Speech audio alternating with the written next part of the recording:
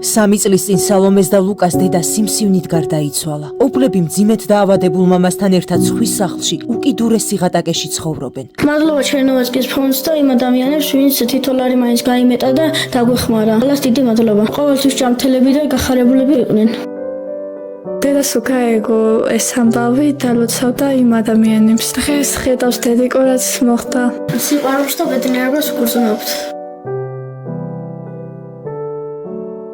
ახალი მოცივარი გვაქვს ახლა უკვე რაც შეგვიძლია ყველაფერს შევალაგებთ მოცივაში და არაფერი არ გაგვიფრჩდება ახალი დასკურა გვაქვს ხორცი შევწავთ მოხარშავთ კიდე გვაქვს ტანსაცვლისთვის კარადა და იატაკზე აღარ გვიყრება ჩვენი ტანსაცველი კარადაში შევინახავთ როგორც მე და ჩემი ძმა გაგვახარეს ისე გახარებულები იყვნენ ყოველთვის კეთილი ადამიანები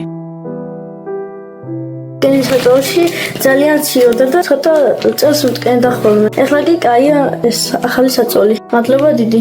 მე მინდოდა ესეთი რბილი და კომფორტული საწოლი. ამაღამ სასიამოვნოდ დავიძინებ. მე ფანჯარასთან წევარ.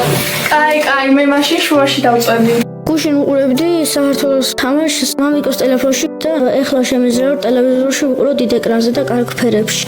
ყველა ტანსაცველს აქ დავაწყობ. ჩემი ცეკვის ტანსაცველი და უნდა დავკრიბო.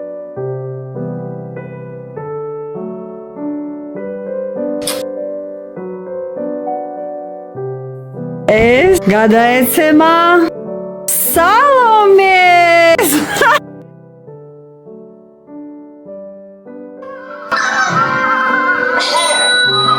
დიდებული, ღვთისმოსაწონი საქმე გააკეთეთ, მეგობრებო. კიდევ როგორ შეგვიძლია ოპლებსა და მაცნეულ მამაზე ვიზრუნოთ? საკვები, ტანსაცმელი, მედიკამენტები და რაც მთავარია, საკუთარი პატარა სახლი სჭირდებათ.